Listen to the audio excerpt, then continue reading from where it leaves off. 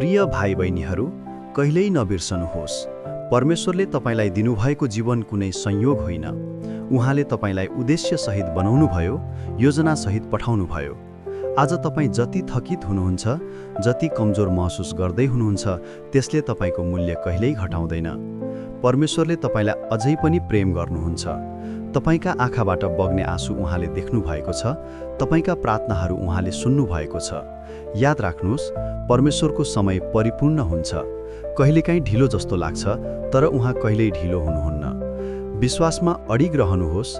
प्रभु यसै बेला तपाईँका लागि बाटो बनाइरहनु भएको छ। तपाईँले देख्नुहुन्न होला, तर उहाँले काम गरिरहनु भएको छ। आशा नगुमाउनुहोस्, किनकि हाम्रो आशा येशूमा छ, जो सबै असम्भवलाई सम्भव बनाउनुहुन्छ। आजको दिन उहाँलाई समर्पण गर्नुहोस् र भन्नुहोस्, हे प्रभु, म तपाईँमा भर पर्छु। परमेश्वर तपाईँलाई कहिल्यै एक्लो छोड्नुहुन्न।